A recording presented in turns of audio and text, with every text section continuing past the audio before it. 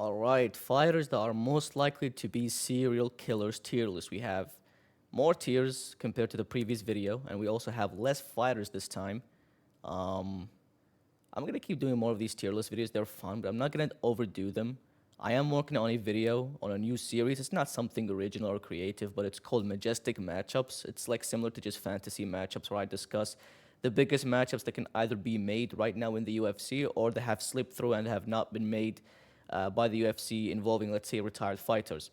And I'm working on the first episode, which is going to be Islam Makhachev versus Ilya Topuria. Hopefully, it's going to be, a different style of video compared to my previous ones where I would just like show some PowerPoint slides and talk about it like that. So hopefully, it will be a bit of a different video. But anyways, let's just start with this tier list. First things first, we have Colby Covington. Colby, I'm gonna put him at unlikely. I'm gonna explain why. I know he's like a very patriotic dude and he's Trump's little boy and stuff like that, but I just feel like he's one of those guys that because Trump doesn't acknowledge him as much, he's the type of guy that would end up becoming a serial killer because of just that. Like him not getting the attention and the recognition from Trump, so he's just gonna start coping and the way he will cope is just by committing crimes and stuff like that, just going on his villain arc of some sort. But he's unlikely to become a serial killer in the grand scheme of things. But I'm not gonna put him at like goody two shoes. Gilbert Burns, I'm gonna say he's very unlikely. If you saw him back in the days in his prime, the way he was fighting, he was just ruthless, right? Even his fight with Chimaev, it would make it seem like he would actually become a serial killer. But I mean, in all honesty, he's a great guy. His podcast, I watch it every now and then. He's a good dude. I don't think he'd be a serial killer, in my opinion. Conor McGregor, on the other hand, though, listen, I don't think he's at the top, but I think he's here, somewhere around here. I don't know, though. Most likely to become a serial killer. We have seen some controversies, obviously, from Conor McGregor. Obviously, he has been on the booger sugar for a couple of for a couple of years or months. I don't know the alcohol stuff, obviously him beating the old men in a bar and stuff like that, but I don't know if he is like highly likely to become a serial killer, so I'm gonna just say likely because he can be a nutcase at times, right? And I don't even know if he's gonna even come back to International Fight Week. I know people are saying that he is going to come back. I don't even know if that's gonna happen, but Connor, I think I put him at likely. Dan Hooker, I'm gonna say very unlikely as well. And the reason I say that is because he's a father, bro. Like I remember I watched some of his videos with his daughter, like every now and then, just short clips, and they're just wholesome. It doesn't strike me as like yes, his fighting style is just ruthless. Like he had the war with Dustin Poirier, you know, multiple wars in his lifetime, but it's just like overall as a person, he's just a great guy. Spends time with his daughter, making YouTube videos with her and stuff like that, unboxing and whatnot. So I don't think he would be, a serial killer at all. Moving on to Justin Gaethje, I'd say probably for Justin Gaethje just because he's a sicko in the head. I just, the way he fights, his mentality kind of, I don't know. I just feel like, although he's a great guy, I'm not saying he's, a moron or anything like that, but I just feel like because he's twisted, I'd say probably, which is like in the middle of this list. So I'll just say probably. Kevin Holland, I'd say he's unlikely. You know, if anything, he wouldn't really go against the law and just become a serial killer and start committing crimes. If anything, I remember like a couple of years ago, he actually helped the cops arrest somebody, if I'm not mistaken. Like he took down some like I don't know who it was, like a trespasser or something like that, or a guy that was committing crimes, and he basically beat him up and held him on the ground till the cops showed up or something like that. So I'll just say he's unlikely for now. Dustin Poirier, obviously, he's retired now.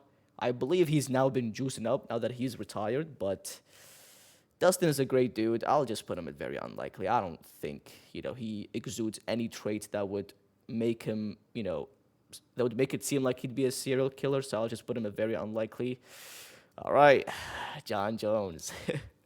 39 buried, 0 found. He's like, you cannot beat this guy. You cannot beat this guy, not in terms of like obviously in the UFC, but I'm just saying like he is probably the craziest dude I've ever seen in the UFC. I know there are people like BJ Penn because of the amount of times that he has been hit in the head. He's been, He obviously has like CTE now, if I'm not mistaken, but it's just like it's John Jones. The amount of stuff that we have seen from him in the past, the multiple different criminal cases, and his long history of crimes is just it's not helping his case. I cannot put him on the same tier as McGregor. At least McGregor is slightly more tolerable, kind of. Although he's also a nutcase, I just can't say that he's on the same level as John Jones, so I'm just gonna put him at the top. Khalil Roundtree. Khalil Roundtree. Again, when you see him fight, he is ruthless. He's aggressive. That soccer kick KO a while ago, the way he throws his punches against people, he just puts everything into it, and it just feels like it feels like you stole his lunch money when he's fighting you, right? But as a person, I don't think he is that kind of guy. I've watched enough clips of him in the Jackson podcast, enough embedded episodes to just know that this guy is not, the type of person to be a serial killer. So I'll put him unlikely, I think. Let's say unlikely. And then we have Wonderboy Thompson. I think they put Wonderboy Thompson twice. This is not my tier list, by the way. I just found it on this tier maker website. I believe that's Wonderboy twice. I'll just rank him once. Wonderboy's goody two shoes. He's great. I believe he's also like a BJJ instructor or a karate instructor or something like that for some kids. He's just a good role model all around. He's one of the nicest guys in the UFC. Obviously, we all know that. So I don't think he even goes beyond this list. I think he's just one of the most innocent dudes, in the UFC. Tony Ferguson, listen. Tony Ferguson. El Cucuy. Where do we put him? I'm planning let's say probably. Let's say probably. I don't think I'd put him with Conor McGregor. I'm actually contemplating on putting Conor above as well. Highly likely, maybe. But let's put him highly likely. I think it's wrong. I feel like there's something wrong with putting, for having only one tier between Gaethje and McGregor. I think Gaethje is far more tolerable as a person than McGregor. I think he's just way too crazy. So I'll just put him up here.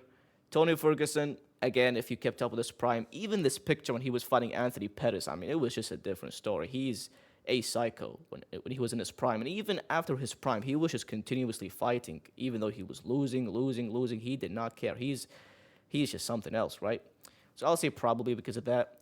Whitaker, I'll put him at goody two shoes. Again, doesn't strike me as a guy that's psychopathic or sociopathic or anything like that. So if anything, he's also one of the nicest people in the UFC, not just in the current, amongst the current active members of the roster, but also just in history. I think he's one of the coolest dudes.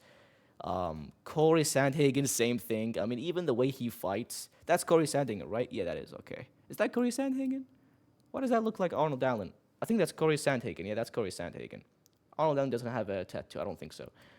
So Corey Sandhagen, it's just the way he fights as well, combined with his personality, that I just don't think he'll ever consider even being a serial killer, So the way he fights, he's very reserved, very just, he overthinks too much, every little move. And obviously, as a person, he's a great guy, funny. I don't think he'll, even come close to any of these guys.